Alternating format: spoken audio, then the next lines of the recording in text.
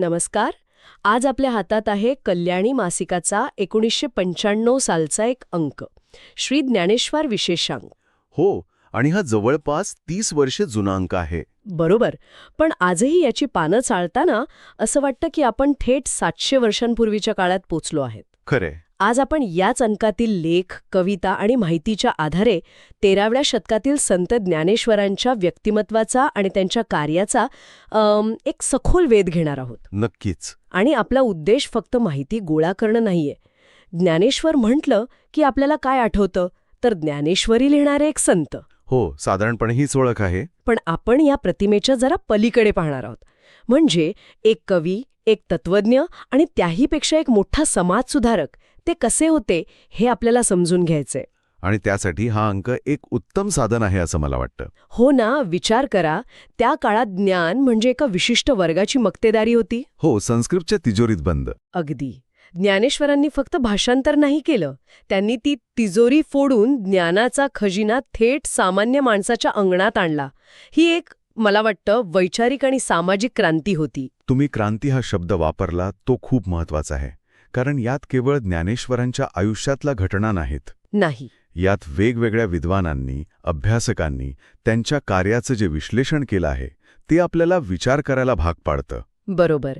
म्हणजे त्यांचे विचार आजही कसे जिवंत आहेत हे यातून जाणवतं. अगदी. त्यांच्या कार्याची खोली आणि त्याचा आवाका खरंच अचंगित करणारा आहे. चला तर मग सुरुवात त्यांच्या मुळांपासून करूया, म्हणजे त्यांच्या कौटुंबिक पार्श्वभूमीपासून. ठीक आहे. या अंकात श्री ज्ञानेश्वर महाराजांची वंशावळ असा एक छान तक्ता दिलाय. त्यात त्यांचे वडील विठ्ठलपंत, आई रुक्मिणीबाई आणि भावंग निवृत्तीनाथ, सोपानदेव आणि मुक्ताबाई. हो. निवृत्तीनाथ हे त्यांचे मोठे भाऊ आणि गुरु. हो, आणि त्यांचे जन्मशक पण दिले आहेत. म्हणजे ही चारी भावंड अगदी लागोपाठ जन्मलेली. हो, पण या साध्या माहितीच्या मागे एक प्रचंड मोठी सामाजिक आणि भावनिक संघर्षाची कहाणी आहे. अच्छा. त्यांचे वडील विठ्ठलपंत यांनी गृहस्थाश्रम सोडून संन्यास घेतला होता, पण नंतर गुरूंच्या आज्ञेनुसार ते पुन्हा संसारात परतले. आणि त्या काळात हे मान्य नव्हतं, बरोबर? अजिबात नाही. संन्यासाने पुन्हा गृहस्थाश्रम स्वीकारणं हा एक अक्षम्य गुन्हा मानला जायचा. त्यामुळे तत्कालीन सनातनी समाजाने या कुटुंबाला वाळीत टाकलं. बापरे. हो, त्यांच्यावर अत्यंत कठोर सामाजिक बहिष्कार टाकला. म्हणजे विचार करा, या चारी भावंडांचं बालपण किती वेदनादायी असेल. संपूर्ण समाजाने वाळीत टाकलेलं. याच पार्श्वभूमीवर त्यांचं कार्य पाहिलं पाहिजे. अगदी. या बहिष्काराने त्यांना तोडलं नाही, उलट आतून अधिक कणखर आणि करुणामय बनवलं. आणि याच एकाकीपणात त्यांना आध्यात्मिक आधार मिळाला असेल.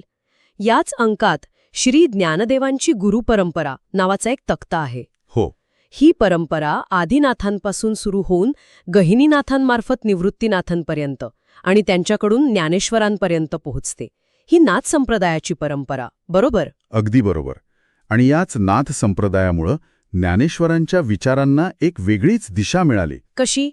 नाथ परंपरा म्हणजे योग आणि आंतरिक साधनेवर भर, कर्मकांडांच्या पलीकडे पाहणारी एक विचारसरणी. अच्छा. पण त्याचबरोबर त्यांच्या घरात विठ्ठल भक्तीची म्हणजे वारकरी संप्रदायाची परंपरा होती.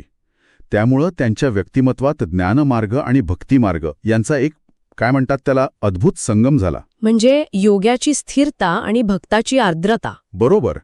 या दोन्ही गोष्टी त्यांच्या विचारांमध्ये आपल्याला एकत्र दिसतात आणि हाच दुहेरी वारसा त्यांच्या कार्याला अद्वितीय बनवतो. आता येऊया त्यांच्या सर्वात मोठ्या कार्याकडे, ज्ञानेश्वरी. या अंकातील एका लेखाचं शीर्षक आहे ज्ञानेश्वरी मराठी साहित्याचा कंठमणी. सुंदर शीर्षक आहे. हो. यात म्हटल्याप्रमाणे ज्ञानेश्वरी लिहिण्यामागचा उद्देशच खूप धाडसी होता.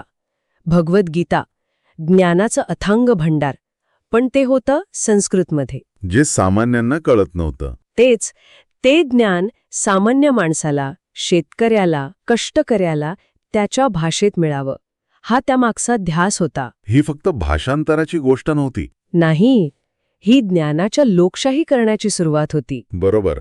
त्याने फक्त गीतेचा अर्थ सांगितला नाही, तो अर्थ लोकांच्या जीवनाचा भाग कसा बनेल हे पाहिलं. ज्ञानेश्वरीच्या भाषेचं सौंदर्य तर अवर्णनीय आहे. माझा मराठाची बोलू कौतुके, परी अमृतातेही पैजा जिंके. अगदी.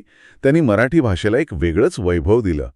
मोठमोठ्या तात्विक संकल्पना समजावून सांगण्यासाठी रोजच्या जगण्यातली उदाहरणं वापरली. हो, शेती, बाजार, निसर्ग. कौटुंबिक नाती यातून ते ब्रह्मज्ञान समजावून सांगतात. त्यामुळे ते ज्ञान कोरडं, पुस्तकी नाही राहत, ते जिवंत आणि रसरशीत झालं. आणि या ग्रंथाचा शेवट त्यांनी पसायदान या विश्वप्रार्थनेने केला. हो, ज्यात त्यांनी स्वतःसाठी काहीही मागितलं नाही. जो जे वांछिल तो ते लाहो. ही व्यापकता खरंच थक्क करणारी आहे. इथेच मला संत ज्ञानेश्वरांचा कर्मयोग या लेखातील एक मुद्दा आठवतो. ज्ञानेश्वरीतून त्यांनी कर्मयोगाची संकल्पना खूप सोप्या पद्धतीने मांडली. हो, कर्मफळाची अपेक्षा न ठेवता आपलं कर्तव्य करत राहणं. पण हे ऐकायला खूप आदर्शवादी वाटतं. म्हणजे आजच्या जगात हे कितपत शक्य आहे? खूप चांगला प्रश्न आहे. ज्ञानेश्वरांचा कर्मयोग म्हणजे निष्क्रियता नाही. अच्छा. ते असं म्हणत नाहीत की ध्येय ठेवू नका. ते म्हणतात कर्मफळाची आस न धरावी, म्हणजे फळाला चिकटून राहू नका. कारण आसक्तीमुळे दुःख होतं. बरोबर. फळाची आसक्तीच दुःखाला आणि तणावाला जन्म देते. तुमचं लक्ष जर फक्त फळावर असेल तर तुम्ही वर्तमानातल्या कर्माचा आनंद घेऊ शकत नाही. म्हणजे आजच्या भाषेत enjoy the process, not just the outcome. अगदी.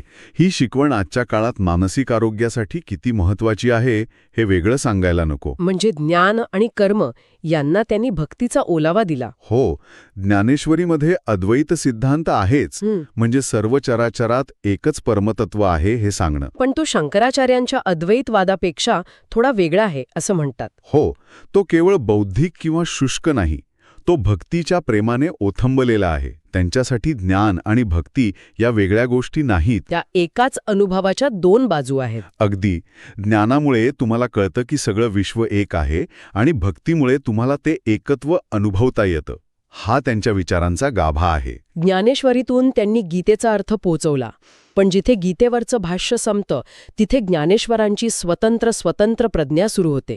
आणि ती दिसते अमृतानुभव या ग्रंथात. अगदी बरोबर. ज्ञानेश्वरी जर गाईड असेल तर अमृतानुभव हे डेस्टिनेशन आहे. वा. हो, तर त्यांचा पूर्णपणे स्वतंत्र, स्वानुभवावर आधारलेला ग्रंथ आहे. त्याची भाषा, त्याची मांडणी अधिक तात्विक आणि गहन आहे. हो, तो समजायला थोडा कठीण वाटतो. कारण त्यात ते मीपणाच्या पलीकडे असलेल्या अद्वैताच्या अनुभवाचं वर्णन करतात. शब्द आणि त्याचा अर्थ यांच्याही पलीकडे असलेल्या अनुभूतीला पकडण्याचा हा एक अद्भुत प्रयत्न आहे. म्हणूनच तो त्यांच्या आध्यात्मिक अनुभवाचा सर्वोच्च बिंदू मानला जातो.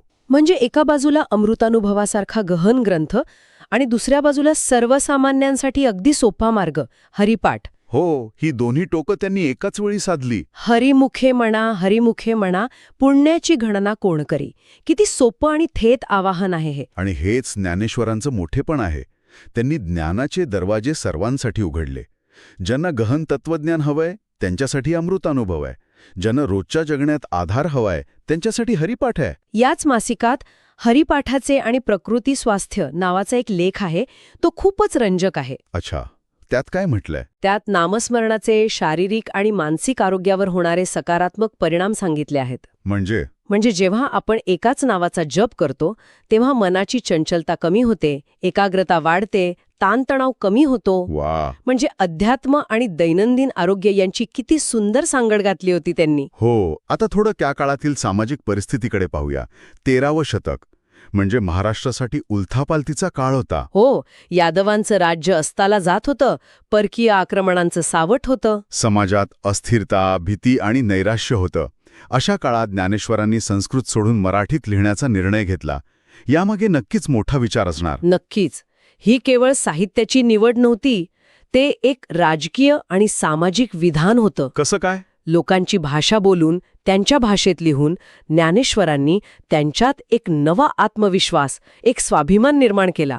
माझा मराठाची बोलू असं म्हणत त्यांनी प्राकृत भाषेला प्रतिष्ठा दिली. तुमची भाषा मोठी झाली की तुम्ही मोठे होता. बरोबर. त्यांनी लोकांना सांगितलं की ज्ञानासाठी, मोक्षासाठी तुम्हाला दुसऱ्या कोणत्या भाषेची किंवा पंडितांची गरज नाही. तुमची स्वतःची भाषा समर्थ आहे. हे त्या काळातल्या सामान्य माणसासाठी खूप मोठं मानसिक बळ होतं. आणि हे विचार लोकांपर्यंत पोहोचवण्यासाठी त्यांनी फक्त ग्रंथ नाही लिहिले. नाही, त्यांनी लोककलांचाही वापर केला. ज्ञानेश्वर माऊलींची भारुडे या लेखात याबद्दल खूप छान माहिती आहे. हो, हा खूपच मनोरंजक भाग आहे. भारूड म्हणजे एक नाट्यमय आणि विनोदी लोककला. बरोबर. ज्ञानेश्वर या भारुडांमधून समाजातील दांभिकतेवर, अंधश्रद्धेवर, ढोंगीपणावर अत्यंत मार्मिकपणे आणि विनोदी पद्धतीने प्रहार करायचे. म्हणजे एक प्रकारे ते त्यांच्या काळातले स्टँडअप कॉमेडियन होते. हां, हो, म्हणायला हरकत नाही. जे समाजातील चुकीच्या गोष्टींवर विनोदातून टीका करायचे. आणि त्यामुळे त्यांचे विचार केवळ मंदिरात अडकून राहिले नाहीत. ते लोकांच्या रोजच्या जगण्यात, त्यांच्या मनोरंजनात मिसळून गेले. धर्म आणि तत्वज्ञान लोकांच्या जीवनाचा अविभाज्य भाग बनलं. माझ्यासाठी या अंकातला सर्वात प्रभावी भाग म्हणजे हा वारसा आजही कसा जिवंत आहे हे दाखवणारी माहिती. अच्छा. यात ओंकार ट्रस्ट या संस्थेबद्दल सांगितलं आहे.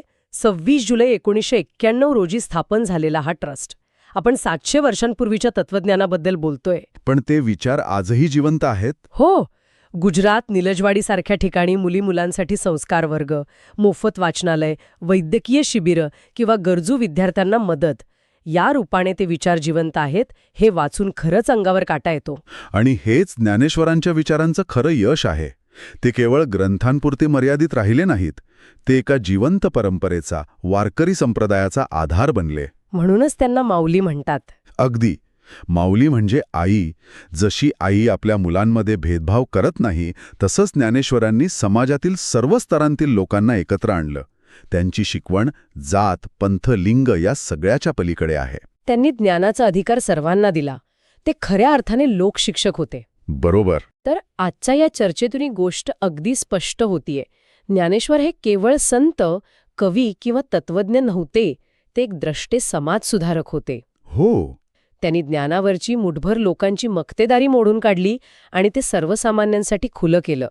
त्यांची भाषा, त्यांचं तत्वज्ञान आणि त्यांचं कार्य हे 700 वर्षांनंतरही तितकंच प्रेरणादायी आहे. या सगळ्या चर्चेनंतर श्रोत्यांसाठी एक विकार सोडून जातो.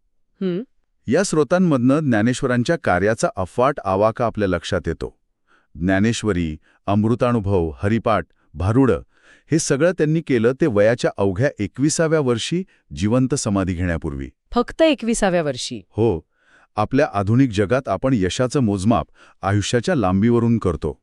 कमी आयुष्य म्हणजे अपूर्ण कार्य, असं एक समीकरण आपल्या मनात असतं. हो, असतं. पण ज्ञानेश्वरांचं जीवन हे समीकरण पूर्णपणे नाकारतं.